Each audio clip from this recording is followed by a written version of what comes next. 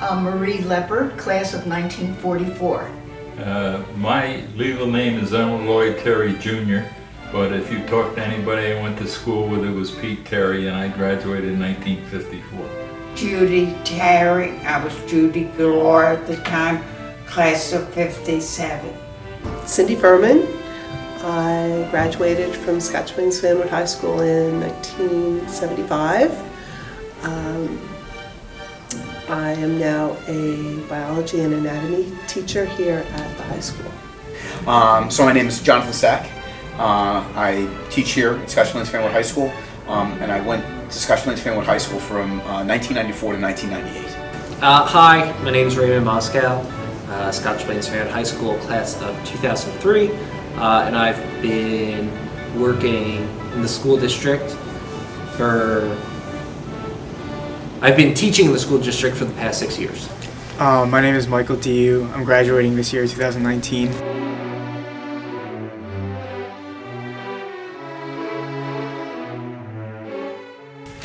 Well, I can remember all the fun we had, all the teachers we had, all the classes we had, and of course, as I mentioned to you, the senior steps. Then only the seniors went down. They were the front steps in the school. And the underclassmen, if they walked down those steps, had to brush them with a toothbrush and soap to keep them clean. And I feel like high school was a very, very happy time. Yes. And at that, of course, in talking about 44, we're talking a long time ago. And really, all of our social life was revolved around the high school. We were a small town then. South side of Scotch Plains was a few farms and nothing else. And so everything we did around the high school. I think my biggest memories have to do with the fact that it was an open campus, and we had a lot of rights at the age of 18 in those days, so we could leave campus, and it was an hour-long lunch, so we could go out for lunch, we went out for breakfast, we went out for after school because it was an open campus, and if we didn't have to be in class, we could leave as a senior. It was a senior privilege back in those days. One of the things that stands out to me was kind of sad. Within my first year, Jeff Spring, who was a long-time track coach, wrestling coach, math teacher here at the high school, he actually passed away in the building, had a heart attack in the building. If you go up towards the football field today, the rock that's there is the rock that we planted a tree. The school, as a community, planted a tree, put a rock there in his name. So that's still something that kind of stands out to me as being one of the more defining moments of my time when I was here in high school. But other than that, I would have to say the high school experience here was great. It was a great mix of different types of people. So in terms of what went on here every day, it was really a great school community. My high school experience might have been a little bit different than a lot of other people's high school experiences, but I guess at the same time, everybody's high school experience is unique. I was very involved in the local rock music scene when I was in high school. There was a lot of bands that were in school. There was at any time 5 or 6 bands that were regularly playing not only at the school but out at local clubs. So I spent a lot of my years in high school just going to a lot of music shows and stuff like that. That when I think back to high school, that's kind of what I think about as my time here. Well, I played baseball and soccer for the high school, so playing sports was a big part of it for me. This is sporting events, Raider Nation, especially our team going down to Costa Rica this past summer. That was really fun.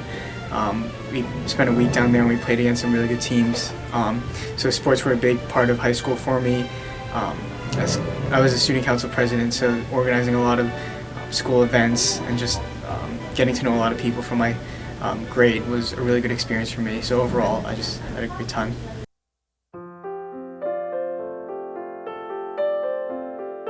The era was during and immediately after World War II, and we folks had a very, very different attitude. A lot of the people that graduated then or didn't graduate were already drafted into the service. So it was a very different, although we had good times and we enjoyed ourselves, but some of it was somewhat sobering. Well, during World War II, which happened, while I was in high school, it started while I was in high school. Our participation started when I was in high school. We lost a lot of the teachers who were drafted, or they could have volunteered, I don't know, but teachers who had been there for a long, long time. And we got some teachers who came in who were retired, and they were not very good teachers, and they really couldn't maintain discipline. And I remember one teacher she was a math teacher, particularly bad, and one day the boys, before the class started, the boys put all of our desks on the roof so that when she came in, there were no desks. Some of our classmates, my classmates, left junior year to participate in the war, and so by the time we got out of, we should have had 75 in our class, but by the time we graduated, we had 63 left. Well, in my area, of course, it was almost 10 years after Marie, most of our teachers, men teachers, were veterans. And as I say, they had a little different attitude than later on when the teachers were just coming out of college.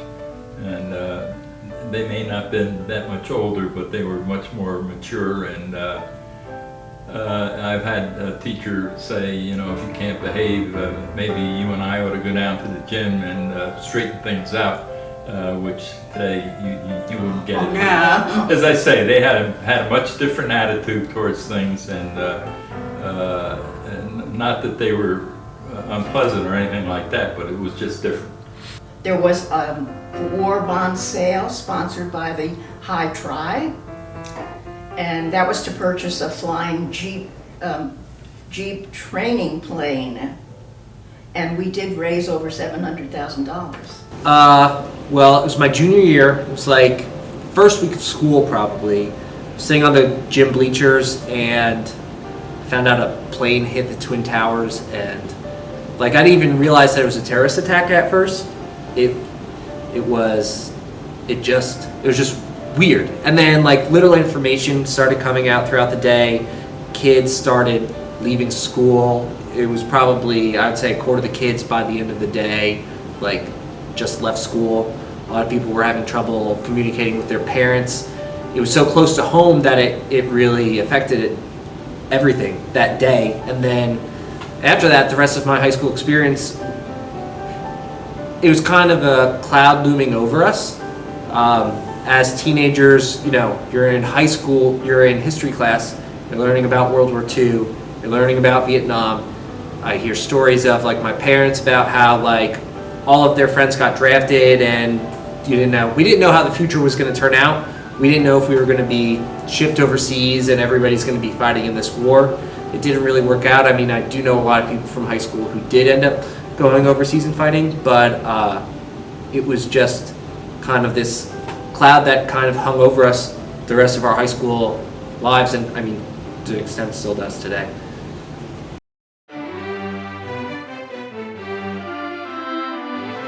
During the war, we had Miss Mingle, who was a social studies teacher. And we all had her. You probably heard about this decal. Mm-hmm. Yeah. We sold these, and of course, that's the first time we became the Raiders.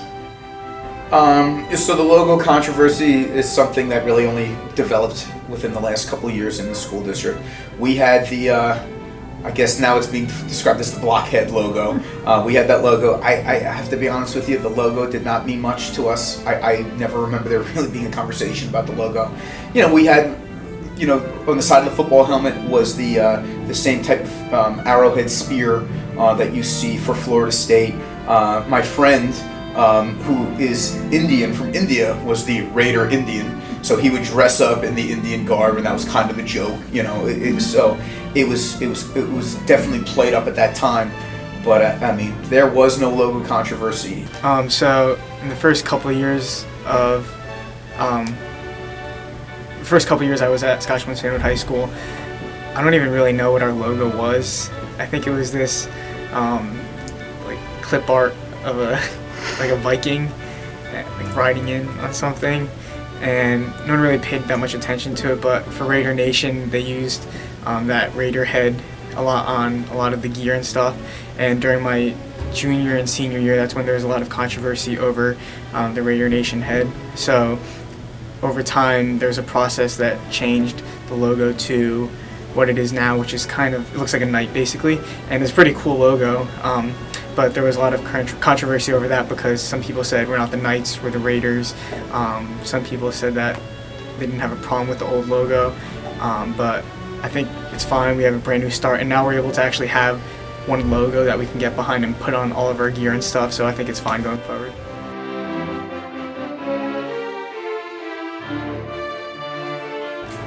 There was a point system whereby there were so many points for each club that you belonged to, and if you were an officer, that was a few more points. So therefore, after you reached a certain number of points, you were not allowed to join another club. I did belong to student council. I was the secretary of student council. I was president of the class, so that gave me a lot of points. Then I was in the Phi Sigma, which is 14 of the highest scholastic juniors and 14 of the highest seniors. Ziggity Boom Club, that was the cheerleaders. They sold pins and school colors. Then we had the orchestra, the band, the moonblowers, the senior chorus. Then there were all the sports events, the Coleman, the varsity club. And the varsity club had a roller skating party to raise money to give sweaters with letters on them to the senior athletes that had been in for 2 years. One of the greatest things we had was that at lunchtime in the boys' gym, there was a boys' gym and a girls' gym. And in the boys' gym at lunchtime, we had 50s music and we would dance the jitterbug, the Lindy, and everything else. It was a wonderful time because it was such a nice break from school. Mm-hmm. Yes, I was captain of the cheerleader. I was president of the Spanish club. I was secretary of the student council. I was in the service club, and I helped that in the office. Me? I was on the student council, and I was president of the varsity club, the captain of the football team, captain of the baseball team. Not because I was good, but I guess because I was gregarious and people liked me. And of course we had the senior and junior play, not as elaborate and as professional as you folks have, but I assume that Marie, you folks had junior and senior play? Yeah. You know, I don't remember a whole lot of them. Interact was the one that really mattered because it was the one where I felt like I was doing something worthwhile. I believe I belonged to either a departmental club. I don't remember whether it was a anthropology, maybe. There was a group for anthropology class, or I don't think it was science. I was not thinking I was going to be a science person back when I was in high school. So for me, you know, I was a 3-sport athlete. Football, I wrestled my freshman year, but then I did track the winter and the spring. I was in concert band. Wasn't a very good musician. For me, one of the bigger clubs was Model UN. I was in Model UN. I don't know if that was a bigger club at the time. I had never gotten involved in SGA or JSA or things of the like, but Model UN was definitely something I was involved in. When I was in high school, SMAC was formed. It was based off of it was the service project out of an SLC one year. There was a student, Rob Matar, who's a grade older than me, that had cancer while he was in high school, and it was this like whole big thing. So there was a lot of fundraisers after that, and I'm like pretty sure that SMAC was built up as a response to the student in the high school who had cancer, and it quickly became one of the biggest clubs in the school very fast. Let's start out by getting a definition of SMAC. What does it stand for? And I'm going to ask Barry to just let us know what is SMAC. What does the acronym stand for? It stands for the Student Movement Against Cancer. Could one of you give me a brief history of SMAC? How it got started? What was the impetus behind SMAC? Abby, you want to do that for us? Sure. Rob Matar was a student here. He graduated last year. And 2 years ago, he was diagnosed with testicular cancer. And two of his friends, David Baumwalt and Ryan Crawford, decided they were going to found a club to make a good situation out of a bad situation. At our first meeting, we had over 250 students, and it's taken off from there.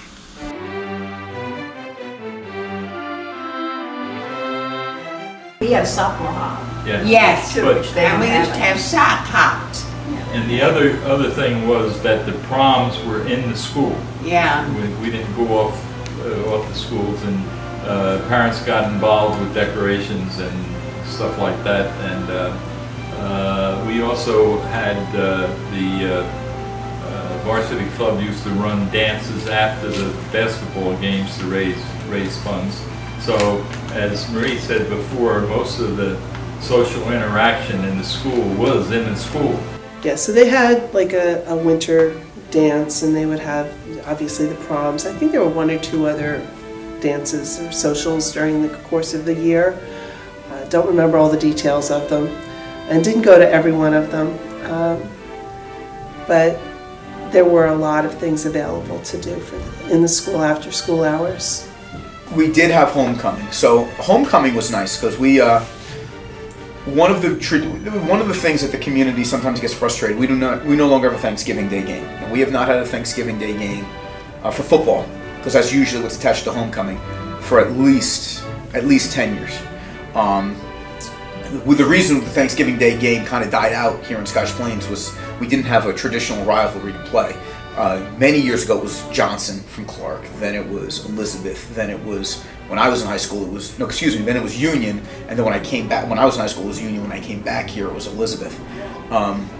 So we would have this 10 o'clock in the morning game, and the stands would be empty. Now, what was popular was the night before. The night before we have the half day, and then that night we had a pep rally in the gym. And that gym would be packed with people. And we had all of these people come back. I remember one year Jeffrey Hammonds, who played, as a Major League Baseball player, New Jersey was just retired actually by the baseball team. He came back and he talked, and we had the whole homecoming court sitting up there, and it was a pretty big extravaganza. Like, that was one of the bigger traditional moments where you saw a significant student turnout. And because it was Thanksgiving weekend, you saw a lot of recent graduates in that gym as well. So that was one of the bigger traditions. There was dances there was like a winter semi-formal I know that they had a couple times while I was here. Homecomings were way bigger than what it is today.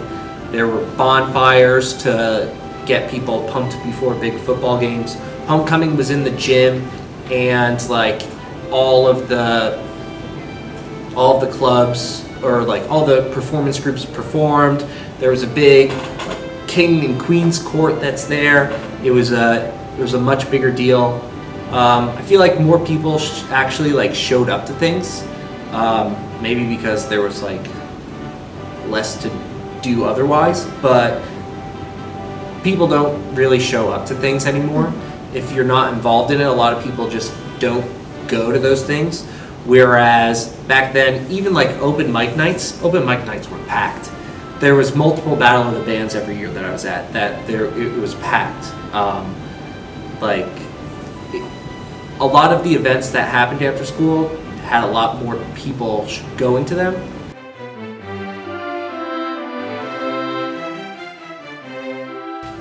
I feel that they were very caring at that time. Very caring teacher, very caring about us. When I started in 9th grade, that was just coming out of the Depression, and my father did not have money to send me to college. I would have to sign up for the secretarial course. So I did. And after a month, each teacher that I had came to me and said, "Get out of this, you don't belong here. You belong in the college prep." So I went home and I said to my father, "Well, I'm going to switch to college prep, and if there's no money to send me to college when I graduate, I will work for a couple of years and put myself through." So I switched to college prep after a month in the secretarial course, and the teachers took me and tutored me to get me into the spot where the rest of the college prep kids were. I had a brother that preceded me that was a little more studious than I was, and I remember Miss Roberts, who I felt was an excellent teacher. Did you know her? Yes, math teacher. She taught math. Yeah. math and She left during the war. yeah, Maybe she came back, I guess. Yeah. maybe she was in the service. Yes, I think she was. Yeah, and as a freshman, I walked in her class, and she said, "I've talked to your mother and father about you. You're going to sit right here." And I was very well observed and reported on. So I felt like a lot of them lived locally. Some were in Westfield, I think, that I knew of, and a lot of them that I knew of did live in town. Personal relationships, I think, were very different back in those days. I think now we have a lot more enthusiasm for teachers trying to bond with their students, and maybe more personal interactions between teachers and students than we did back then. So there were teachers who I would go to, if I wanted for a letter of recommendation, certainly, but I didn't feel like I had a super close relationship to any of my high school teachers. It's interesting. Some of the teachers that are still here now, Mr. Moulter, Ms. Koronic, Mr. Abadier, I had gotten close to when I was a student. I think at that time, though, a lot of my teachers were definitely older. A lot of them had retired soon after I was a student, so there was some separation for some. But no, I think we had a very welcoming school community, and some of those teachers definitely stood out.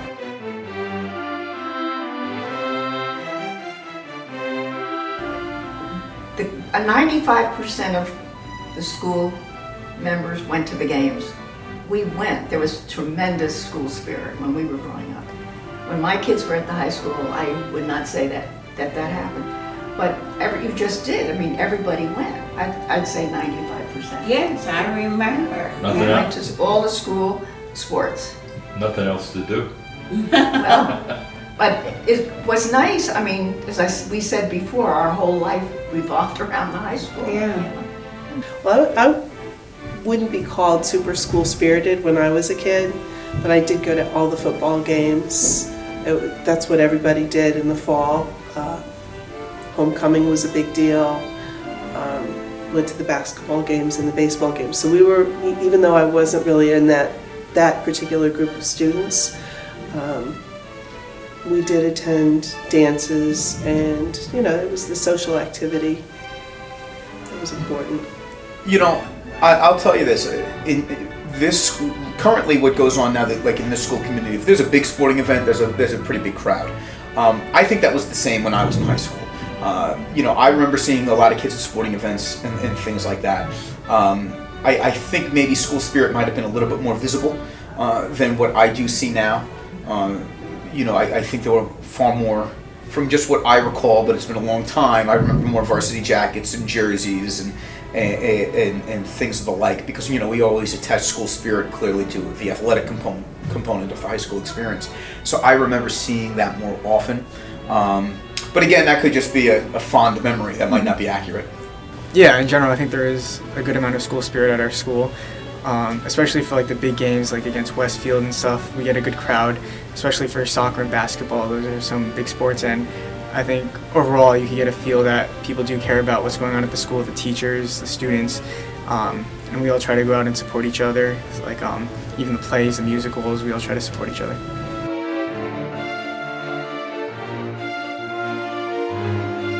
Yes. We knew everyone. Knew everybody that was in the school. Yeah. Yeah, we really did. When, Yeah, I did too. when Yeah. we were 7th grade, the seniors were, like adults to us, Yeah. We were in awe of them, but you knew everybody. Yes, you did. You might not have been friends, but you knew who they were. Yes. I know my class had over 600 students. I'm not sure what the exact number was. And the other classes were similar. You wouldn't have known everybody. Maybe somebody did, but I don't feel like I knew everybody. I can't give you an exact number. I do know we were one of the smallest classes. What I have found now that's interesting, I feel like I knew everyone that I went to high school that was in my senior class. Now maybe I wasn't friendly with them or have a personal relationship, but I knew who they were. I think that's one of the bigger changes I've seen. I think one of the biggest things I see now is a lot of the kids don't know everybody in their senior class. They don't even know who some of these people are. So definitely we were smaller. I was aware of who everybody was by name.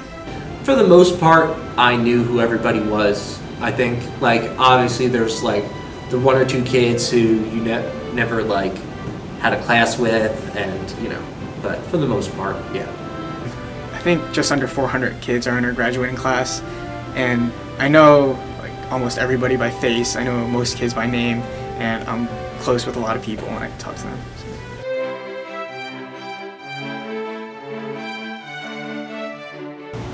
The class of 1942, previously to 1942, the Cullman, and I'm not sure they called it the Cullman, I don't know what they called it, was mimeographed. Old-fashioned mimeographed, like the old-fashioned Van Scotian that I have here in this one, 1937. Then the class of 1942 had twin girls, Pandix. There's a Pandic court in Fanwood, Yeah. named he after was that cheap, family. was.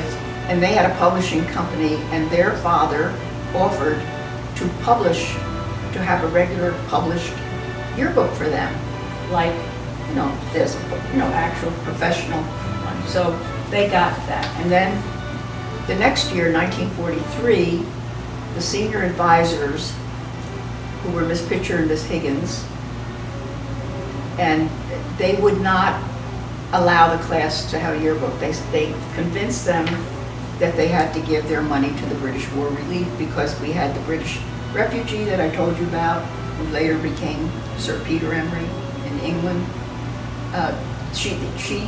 They talked the class into giving their money there, so therefore they didn't have a yearbook at all. Then my class came along in 1944, and my classmates told me in no uncertain terms, we're not giving our money to the British War Relief, we want a yearbook. So we had a meeting with the senior advisors, and it was those 2 ladies and a brand new young man just got out of the service. He must have gotten hurt or something because the war was not over. And he was the 3rd one. And they said they would not allow us to have a yearbook. They said, we will not help you, we will not sign the contract. You need a person who's over 21, we won't help you raise the money. So then the young teacher spoke up and said, I'll sign the contract and I'll help them raise the money. So we had a yearbook, and we started your yearbook, a tradition. It's still it's a nice community. I think one of the biggest changes is I think the kids are genuinely nicer now than they were. I think there were a little bit more visible bullying issues when I was in high school. So I think the school in that regard has developed quite positively. I think the kids have gotten nicer and more compassionate and more caring every year. The biggest change too is the diversity. This building is much less diverse than what it was when I was in high school. I felt that there was a much more significant African American population when I was in high school than there is now. So again, this is purely anecdotal, but that's one of the biggest changes that I've seen. I just felt like I was exposed to various different peoples and cultures, and my little circle of friends of various different races and cultural identities and religions. The big thing, really, if I was to just define my high school years, I went to school at a very transformative time in the world, like not only with like 9/11 and all that stuff, but like I didn't get a cell phone until like my sophomore year of high school. Like it just wasn't a thing that people had cell phones. Like I think I got my first text when I was a senior. Like technology and how people communicate was changing a lot during that time period. Like we talked a lot on the internet, but it still had, it was like the start of the new like technology generation, but we still had some of the like old school traditions too.